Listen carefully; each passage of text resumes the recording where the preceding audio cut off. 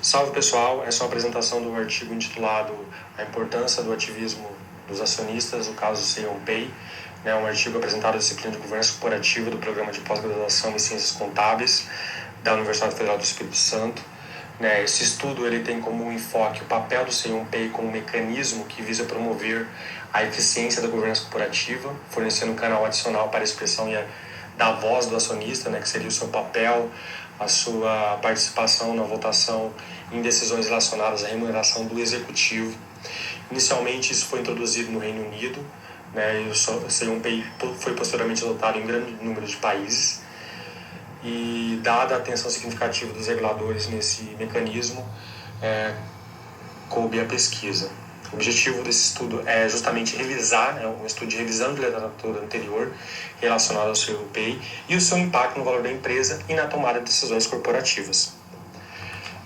Então, justamente, o foco do artigo está na votação dos acionistas sobre a remuneração dos executivos e, mais precisamente, em um mecanismo de governança corporativa comumente conhecido como C1PEI. O objetivo desse mecanismo é promover a transparência, proporcionando um novo meio de expressão de voz dos acionistas e, consequentemente, melhorar a eficiência da governança corporativa relacionadas às decisões de remuneração dos executivos. A pesquisa até agora se concentra no que chamamos de consequências pretendidas do C1PEI e segue dois caminhos principais. Em primeiro lugar, vários estudos examinam a reação do mercado e a introdução do C1PEI em diferentes países, em diferentes regulamentações. Em segundo lugar, vários artigos enfocam o impacto dos resultados da votação relacionados ao C1PEI sobre os arranjos de remuneração dos executivos e tomar decisões de empresas em geral. Então, isso tudo ele vai discutir, avaliar criticamente as pesquisas existentes sobre o C1PEI e também vai fornecer sugestões para pesquisas futuras. Vão apresentar essas descobertas no seguinte formato. Inicialmente, ele vai fornecer uma visão geral da literatura de ativismo dos acionistas e o posicionamento dos estudos C1PEI na literatura. Na sessão seguinte, ele vai discutir as estruturas teóricas predominantes para o C1PEI. Em seguida, a revisão dos estudos empíricos sobre a reação de mercado à introdução do C1PEI naquele mercado e o impacto desse mecanismo nos resultados da empresa. Posteriormente, vai fornecer sugestões para pesquisas futuras e, por fim, ele vai discutir as implicações dessas novas descobertas e as conclusões. Bom, o primeiro tópico do referencial teórico ele vai tratar sobre o ativismo dos acionistas. Um grande número de estudos examinou os fatores que levam a eventos relacionados ao ativismo dos acionistas, as diferentes formas que tal ativismo pode assumir e seu impacto nas práticas das empresas. Uma breve visão geral desses estudos vai demonstrar como os estudos C1PEI estão posicionados na literatura existente do ativismo dos acionistas. O tamanho e o desempenho da empresa estão entre os mais importantes determinantes relacionados às iniciativas dos acionistas ligados ao ativismo. As grandes empresas são o foco da atenção dos acionistas ativistas justamente porque são mais propensos a atrair atenção e, portanto, os acionistas podem esperar ter um maior apoio público para essas propostas. E as grandes empresas também estão mais sujeitas à questão de governança corporativa, o que significa que o ativismo pode criar mais valor para os acionistas. O outro fato seria que as empresas com baixo desempenho operacional de mercado também são mais propensas a ser focos acionistas ativistas, e destacando aí o papel do ativismo dos acionistas que atua como monitoramento dos administradores das empresas com baixo desempenho. Além disso, estudos recentes enfatizam a importância da liquidez das ações para o ativismo dos acionistas, dado que o aumento da liquidez das ações pode facilitar a criação de block holders e, portanto, capacitar os acionistas que desejam participar do ativismo. Então, fica claro que a literatura existente que o foco dos acionistas ativistas é direcionamento principalmente para mecanismos ineficazes de governança corporativa, bem como arranjos de remuneração de executivos subótimos. Na sequência, os autores vão identificar pesquisas acadêmicas ali dois caminhos principais para a intervenção dos acionistas na governança da empresa. São mecanismos já estudados anteriormente, que seria o primeiro canal ali seria a saída, que está relacionada com a ameaça de venda das ações da empresa, uma decisão que impactaria negativamente no preço das ações da empresa, e essa queda de preços terá implicações diretas na riqueza dos executivos, relacionadas à sua remuneração, baseada em ações, e indiretas também relacionadas à reputação. A ameaça de saída, portanto, dá aos gestores um incentivo para agir no interesse da empresa e tomar decisões que não destruirão o valor da empresa. Os acionistas também podem vender toda ou parte da sua participação na empresa como um sinal de satisfação com a equipe de gestão. Essa forma de ativismo diminui o custo de agência e pode funcionar em combinação com outras formas de intervenção dos acionistas. E o segundo canal seria o canal de ativismo por meio da voz, que se expressa pela ação direta e pelo envolvimento dos acionistas na tomada de decisões da empresa. Os acionistas podem votar contra a gestão ou diretores específicos da empresa ou se tornarem defensores das campanhas tipo simplesmente não voto. Além disso, por meio desse caminho de voz, pode ter a figura dos block holders, ou seja, investidores com mais de 5% da propriedade, podem demonstrar a sua intenção de se envolver ativamente com a propriedade, com as decisões da empresa. Então, os acionistas podem iniciar campanhas públicas e divulgar cartas dirigidas à administração da empresa. E, nesses casos, os acionistas arcam com os custos de monitoramento da gestão da empresa, fornecendo orientação ou intervindo a fim de aumentar o valor da empresa ou protegendo decisões deficitárias. Mas, segundo os autores, tem que tomar cuidado, que destacam-se a ameaça do problema de carona nesses casos, em que o acionista arca com todos os custos de monitoramento, mas apenas uma fração dos benefícios percebidos. Por fim, os estudos do impacto do ativismo dos acionistas nos resultados da empresa têm sido amplamente estudados na literatura existente. Um grande número de artigos examina a reação do mercado a diferentes tipos de eventos relacionados ao ativismo dos acionistas. E, no geral, esses resultados ainda são mistos. Os fatores como o tipo de acionista ativista, os objetivos da intervenção e as características da empresa, por exemplo, o nível da propriedade institucional, podem impactar na direção e no tamanho da reação do mercado. Além disso, Delcio Gerson aponta a dificuldade de identificar as datas exatas do anúncio das propostas acionistas. Isso representa um desafio adicional para o pesquisador em termos de identificar o impacto do ativismo no valor da empresa, uma vez que a maioria desses estudos segue a metodologia de estudo de eventos, então tem que capturar ali a data exata de quando efetivamente acontece esse evento. Além dos efeitos relacionados ao mercado, os estudos também enfocaram no impacto do ativismo dos acionistas no desempenho da empresa, onde novamente as descobertas são ambíguas e principalmente condicionadas ao sucesso do ativismo em abordar questões de governança corporativa dentro da empresa. Bom, o segundo tópico ele vai tratar especificamente sobre o C1 Pay. Os estudos sobre o C1 Pay têm utilizado principalmente modelos teóricos baseados em agência para construir sua estrutura e previsões. Como parte desse processo de monitoramento, os acionistas tendem a querer intervir quando acreditam que as ações gerenciais não estão alinhadas com os interesses da empresa e destruem o valor para os acionistas. Então, diante dos dois canais de intervenção dos acionistas da governança corporativa da empresa, que seria aquela ameaça de saída e uso da voz, o C1 Pay ele fornece uma ferramenta adicional para a governança corporativa dos acionistas por meio do canal de voz. Megan ali destaca um problema potencial com o papel do C1 Pay como mecanismo de governança relacionado à voz. Os defensores do C1 Pay argumentam que pode encorajar um monitoramento eficaz da gestão da empresa por grandes acionistas e, portanto, promover uma transparência corporativa.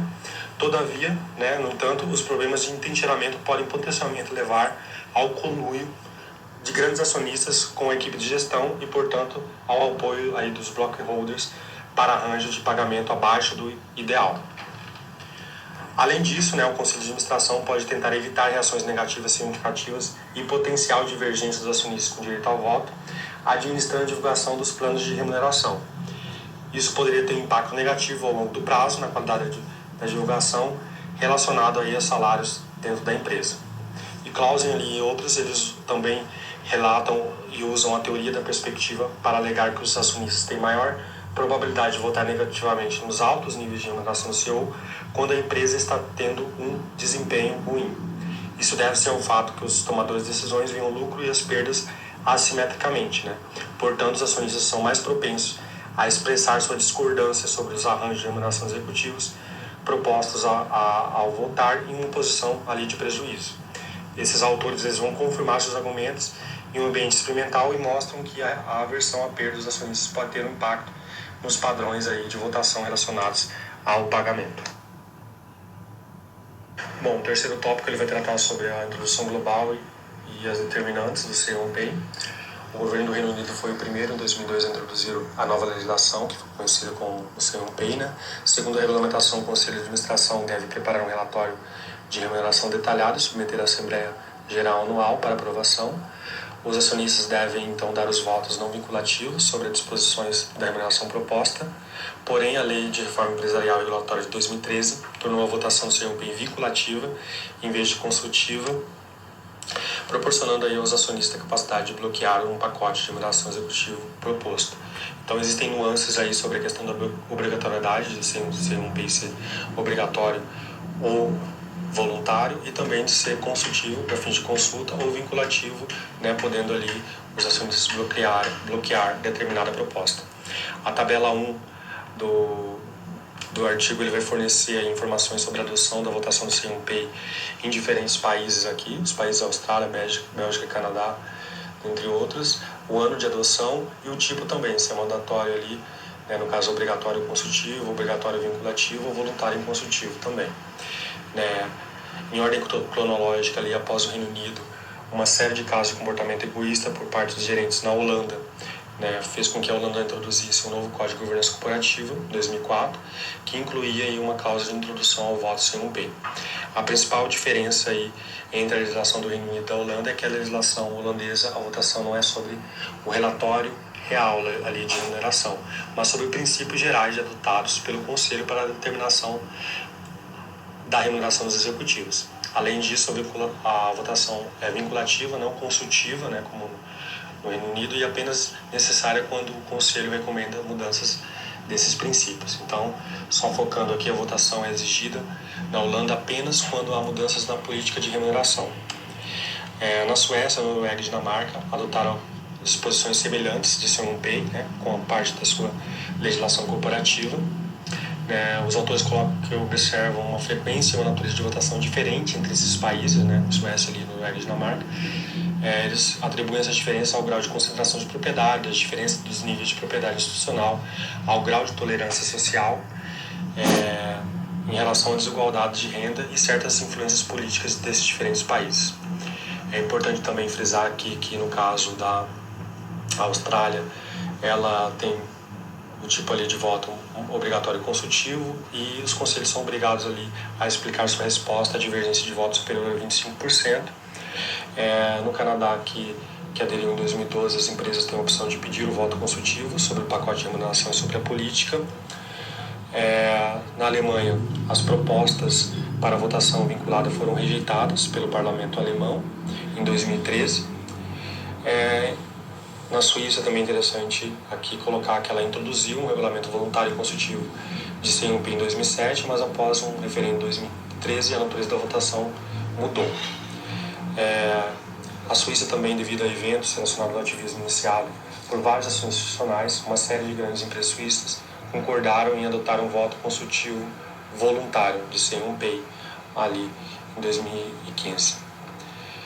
Nos Estados Unidos, foi introduzido como parte da lei ali em 2010. Em um estudo comparativo entre os Estados Unidos aqui e o Reino Unido, o autor ressalva sobre as regras e práticas propostas pelos acionistas, que mostram que os acionistas do Reino Unido têm poderes substancialmente maiores do que os dos seus homologados americanos, né, para expressar as suas opiniões e impor ali mudanças na tomada de decisão. Finalmente,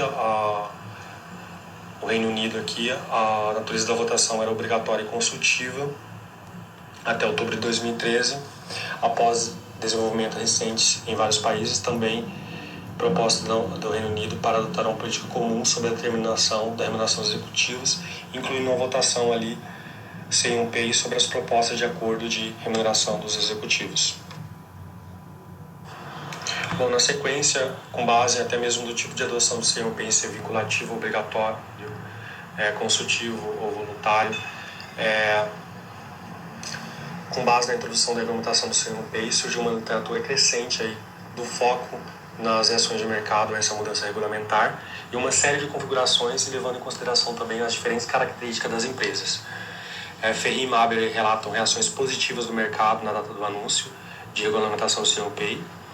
Os autores encontraram retornos anuais mais elevados para as empresas com remuneração excessiva do CEO, contratos de demissão generosos e penalidade fracas no desempenho insatisfatório. Isso indica que os acionistas consideram o CNPI um mecanismo de monitoramento eficaz para as empresas com governança fraca. Kai e Walkling examinam o efeito da introdução do CNPq sobre o valor da empresa em um cenário dos Estados Unidos, e os autores descobriram que a introdução cria valor para a empresa com governança fraca e arranjos de remuneração de executivos duvidosos. No entanto, eles questionam que podem destruir valor em outras empresas, mais precisamente as empresas maiores, que têm maior probabilidade de ser alvos de revolta dos acionistas em relação à remuneração dos executivos, mesmo quando os arranjos de remuneração não são considerados excessivos. Na sequência, Vita Nova, que examinam o impacto da regulamentação do CNPq sobre o valor da empresa para a empresa americana, e os resultados indicam a natureza obrigatória do CNPq irrelevante para o valor e que os acionistas desejam votar regularmente e expressar suas opiniões sobre as propostas de remuneração dos executivos. Wagner e Welk, em 2015, também examinam o impacto da introdução do CNPq, mas vinculativo, sobre o valor das empresas suíças, e encontraram reação negativa. Segundo os mesmos, deve ser os custos adicionais do monitoramento que os acionistas arcaram com a legislação proposta.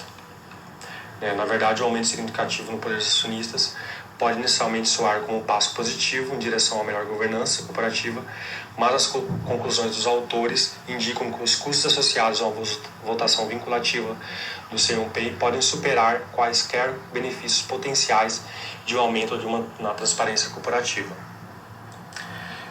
Também há algumas evidências de que a introdução do CNPq é considerada benéfica até certo ponto para a empresa com estruturas de governança fraca e de acordos de remuneração executivos abaixo do ideal em vigor. Para isso, os autores acreditam aqui que existe uma série de razões para isso. Em primeiro lugar, vários estudos acima não incorporam uma série de fatores que podem afetar as reações de mercado do CNPq, como a heterogeneidade dos acionistas. Diferentes tipos de acionistas, segundo os autores, têm incentivos diferentes relacionados à empresa, portanto, a reação de mercado observada na introdução do CNPq pode ser impulsionada pelo comportamento do interesse próprio de cada tipo de acionistas e não deve ser considerada como sinal de utilidade do CNPq para a governança corporativa e a capacitação dos acionistas. Em segundo lugar, em nível país, existem diferenças no valor percebido da governança corporativa, portanto, as comparações das reações de mercado entre diferentes ambientes podem não ser informativas. Além disso, as diferenças culturais, bem como documentadas entre os países, em relação à remuneração dos executivos e a sua importância para a governança corporativa, também podem impactar as reações do mercado em relação ao CNPq. E, finalmente, a inércia institucional, a existência ou a pressão de por melhorias relacionadas à governança corporativa podem atuar também aí como moderadores das reações do mercado à introdução do CNPq e afetar aí significativamente a descoberta dos estudos. Bom, os resultados eles são apresentados de acordo com votação obrigatória ou votação voluntária do CNPq. Em relação à votação obrigatória, a Alicia 2015 encontra evidências de que no Reino Unido a divergência de votos acionistas aumenta com o pagamento excessivo aos executivos. Isso implica que os acionistas expressam sua insatisfação com as práticas de remuneração excessiva por meio do voto. As empresas também respondem à discordância dos acionistas reduzindo as práticas de pagamento excessivo do CEO ou forçando o CEO a deixar o cargo. Carter e Zamora, também 2008, mostra que o voto negativo está positivamente associado a altos salários, baixa sensibilidade ao desempenho salarial para o pagamento de bônus de curto prazo e uma alta também probabilidade de diluição da remuneração baseada em ações. Essas descobertas sugerem que os acionistas têm maior probabilidade de votar contra os acordos de remuneração dos executivos associados aí a uma remuneração excessiva. Ferri e Maber 2013 enfocam empresas do Reino Unido com altas porcentagens de divergências de eleição, aí mais de 20%, e examinam as reações do Conselho a essa forte insatisfação dos acionistas. Essas descobertas fazem mudança significativa com acordos de demissão generosos, removem ou encurtam o período de tempo permitindo para testar novamente as disposições de aquisição de remuneração baseada em ações e aumentam também a acessibilidade da remuneração por meio do desempenho da remuneração do CEO. De modo geral, as descobertas dos estudos sugerem que há alta divergência dos acionistas que pode levar à remoção de práticas controversas da remuneração do CEO. Em contraste, Kenyon e Sadler, 2010, eles encontram evidências limitadas de que uma grande quantidade de divergência entre os acionistas com direito ao voto tem qualquer impacto material aí no nível subsequente na estrutura de remuneração do CEO em empresas no Reino Unido. Entretanto, esses mesmos autores aqui, as resoluções relacionadas à remuneração dos executivos têm mais probabilidade de atrair votos negativos dos acionistas do que outras formas de resolução submetidas à votação. Isso é consistente aí com a visão de que os acionistas consideram os arranjos de remuneração de executivos de grande importância para o valor da empresa e uma via para expressar sua insatisfação com decisões de administração, uma vez que casos de alta remuneração atraem os níveis mais altos de divergência de voto dos acionistas.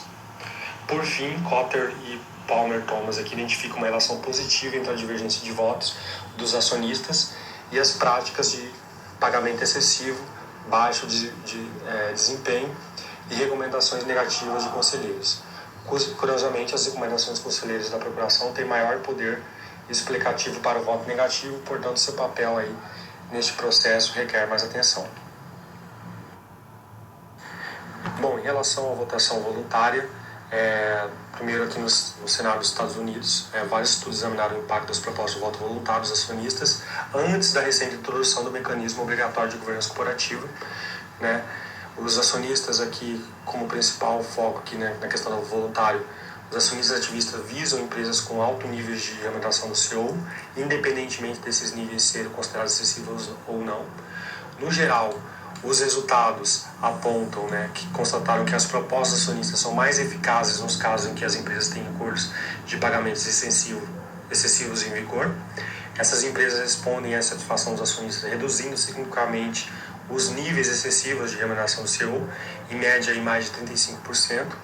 Em contraste, aqui tem um estudo recente de Armstrong, né, e outros, que fornecem poucas evidências de que a divergência dos acionistas leva a mudança no nível ou na composição da remuneração do CEO, com base em incentivos para empresas americanas. Eles descobriram que empresas em um plano de remuneração é rejeitado em um ano, né, que o plano de remuneração é rejeitado pelos acionistas, os acionistas têm maior probabilidade de aprovar o plano no ano seguinte. Né? Continuando aqui, Vita Nova 2013, descobriram que a adoção voluntária da votação sem um PEI pelas empresas levou ao aumento dos níveis gerais da remuneração do CEO e sensibilidade de pagamentos por desempenho. Eles afirmam que os salários mais altos são usados pelos conselhos como uma forma de compensar os gerentes pela maior sensibilidade do pagamento ao desempenho e pelo maior risco de votação que o próprio mecanismo do seu empenho acarreta, né? Além disso, os diretores também adotaram voluntariamente o CNPq e recebem maior apoio de voto dos acionistas. Na sequência, aqui análises também sugerem evidências ainda não conclusivas sobre se o CNPq é um canal eficaz para a expressão da voz do acionista, levando em conta as melhorias da governança corporativa, que há ainda evidências conflitantes sobre o efeito do resultado da votação sobre os acordos futuros de remuneração dos executivos, emprego do CEO e políticas também corporativas em geral da empresa. De acordo com os resultados, eles sugerem uma série de implicações para isso. Em primeiro lugar, a pesquisa existente falha em incorporar a natureza dinâmica e os motivadores subjacentes da votação do CNPq, e ele coloca ali, entre parênteses, a questão do papel dos intermediários, né, como consultores de procuração, e também a importância da heterogeneidade dos acionistas, dos conflitos de interesse entre as diferentes partes interessadas da empresa nesse processo. São todos fatores que poderiam explicar as evidências conflitantes sobre esses impactos, resultados da votação do CNPq sobre a tomada de decisão.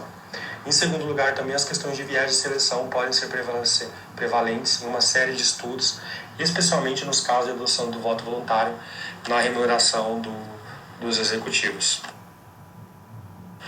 Bom, na sequência, os autores colocam uma sessão para discutir os avanços teóricos. Eles discutem implicações teóricas e empíricas das pesquisas relacionadas ao CNPq e sugerem possíveis caminhos para pesquisas futuras em um nível teórico e empírico.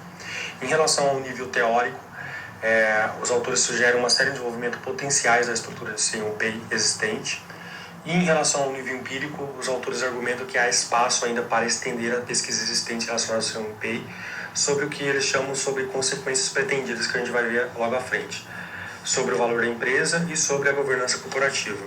E eles também afirmam que há consequências não intencionais do CMPI que continuam subexploradas e podem fornecer caminhos frutíferos para pesquisas futuras. Em um nível teórico, a maioria da literatura existente adota uma perspectiva da teoria da agência ao explicar os fenômenos relacionados ao CMPI. No entanto, ao adotar essa perspectiva, o pesquisador ele pressupõe implicitamente a homogeneidade entre os acionistas em termos dos seus interesses e suas expectativas em relação à empresa e a sua característica. E aí coloca somente um estudo aqui em 2002 que foi na tentativa inicial de destacar a questão da heterogeneidade subjacente por vários motivos. Os grandes acionistas têm um relacionamento diferente com a empresa e o seu comportamento de voto pode ser motivado por determinantes diferentes em comparação aos proprietários menores, né, aos minoritários. E também poderia ser explorada aí a teoria das partes interessadas, que destaca a importância da inter-relação entre a empresa e uma série de partes, como seus funcionários, credores, clientes e acionistas. É importante que o contexto, né, as ações da empresa que beneficiam os acionistas, mas prejudicam os stakeholders no curto prazo, também podem ser prejudiciais aos acionistas a longo prazo. Portanto, o uso das teorias das partes interessadas para explicar os padrões de votação do CMPI pode ajudar os pesquisadores a delinear ainda mais as questões das decisões dos acionistas, como são pautadas essas decisões dadas aí às partes interessadas. Bom, em se tratando das consequências pretendidas em um nível empírico, né, a discussão ainda destaca uma série de questões associadas ao CMPI que permanecem ainda sem resposta e podem ser exploradas em pesquisas futuras. Em primeiro lugar, os autores colocam que é bastante evidente que a literatura existente é principalmente orientada para um cenário aí anglo-saxão, né? Então eles acreditam que isso deve principalmente ao fato do Reino Unido, em particular, oferecer um cenário ideal para pesquisa em arquivos em CMPI, uma vez que os investidores os Estados Unidos são obrigados, por lei, a apresentar votos não vinculativos sobre inovações executivas e há um grande espaço aí para expandir a análise financeira para o domínio internacional, né? Não somente focar no Reino Unido. Em segundo lugar, um elemento comum a todos os estudos que enfocam os padrões de votação CMPI no Reino Unido é que o grau relativamente baixo de divergência dos acionistas. Então, explorar outros ambientes que têm, né, que pode ter aí uma divergência mais alta, né, nessa questão da votação dos acionistas. Eles acreditam que há espaço para pesquisas adicionais incorporando características adicionais da empresa, país e acionistas, né, para esse debate. E também, por último, o papel dos intermediários como consultores de procuração no processo CMPI também requer uma análise mais aprofundada para ajudar a explicar algumas das conclusões conflitantes em resultados anteriores, né? Em particular, seria interessante também investigar se os consultores de procuração têm opinião própria ou simplesmente agem conforme a decisão dos intermediários, né, das informações para os usuários finais. A revisão também destaca que há espaço para pesquisa em reações de mercado e mudanças nas posições de carteira dos acionistas existente após a votação de resultados de votação específicas, né? Conforme discutido no estudo, os estudos até agora se concentram principalmente nas reações de mercado aos anúncios da introdução da iniciativa CMPI. Portanto, segundo os autores, seria interessante examinar as mudanças no valor da empresa após os resultados dessa votação específica, né? Por exemplo, um nível extremamente alto de divergência ou até mesmo uma aceitação unânime de uma proposta. Também seria interessante estudar quaisquer diferenças sistemáticas nas mudanças das posições de carteiras em diferentes tipos de acionistas existentes após os resultados da votação. Além disso, as características específicas do CEO associadas ao poder ou ao efeito de inteiramento do CEO dentro da empresa, que poderia conduzir o comportamento de votação dos acionistas, permanecem ainda amplamente inexploradas. Por fim, também, o fato de que a votação CMPI agora foi adotada por um grande número de países também oferece oportunidade de pesquisa com uma configuração potencial interessante, né, de estudos comparativos que adotam tanto a abordagem qualitativa como também crítica, tanto quantitativa como qualitativa e crítica dos estudos. Um dos principais achados sobre sugestões e implicações para futuras pesquisas refere-se que a falta de estudo com foco nas consequências não intencionais do Say on Pay. O que seria isso? Por exemplo, empresas com histórico de revoltas acionistas por questões de remuneração dos executivos podem ter problemas para atrair talentos gerenciais. Ao mesmo tempo que gerentes e outros membros de conselho cujas propostas receberam repetidamente votos negativos podem ter dificuldade em garantir contratos de trabalho lucrativos em outras empresas. Seriam consequências não intencionais referente à adoção do Say on Pay. Por exemplo, é razoável esperar que várias empresas possam considerar a transferência de suas matrizes para outros países que não introduzem o voto obrigatório do Say on Pay como uma medida de proteção contra potenciais revoltas de acionistas. Pesquisas futuras também podem analisar a intenção do Say on Pay com as atividades de monitoramento dos detentores de dívidas e o seu impacto nos custos de agência da dívida. Embora o Say on Pay e o ativismo dos acionistas possam reduzir os custos de agência de capital, não há estudos até agora examinando o impacto do Say on Pay nos custos de agência da dívida. Dentre as principais implicações e conclusões, tu destaca que, apesar de indicações Say on Pay tem um impacto moderador em caso de acordo de remunerações executivas abaixo do ideal, as evidências sobre a eficácia permanecem obscuras. Portanto, o avanço adicional proposto em seu papel no processo de fixação de salários não deve ser considerado um único fator para todos os problemas corporativos associados a salários excessivos. É necessário pensar mais sobre dinâmicas incentivos aos acionistas em relação ao Say on Pay e a sabedoria de mudar a natureza do voto de consultivo para obrigatório. Além disso, acredita-se, junto com o Say on Pay, há espaço para meios adicionais de promoção de engajamento dos acionistas que ajudarão a aumentar ainda mais a transparência corporativa. Por fim, os autores deixam 3 contribuições do estudo. Em primeiro lugar, a primeira revisão sistemática de pesquisa sobre Say on Pay. Em segundo lugar, a análise mostra que as pesquisas existentes sobre o Say on Pay é bastante unidimensional e estreita, focada nas consequências pretendidas do Say on Pay, nos resultados da empresa. Assim, as consequências não intencionais do Say on Pay permanecem ainda, em grande parte, inexploradas e, portanto, podem ser outro caminho interessante para a pesquisa.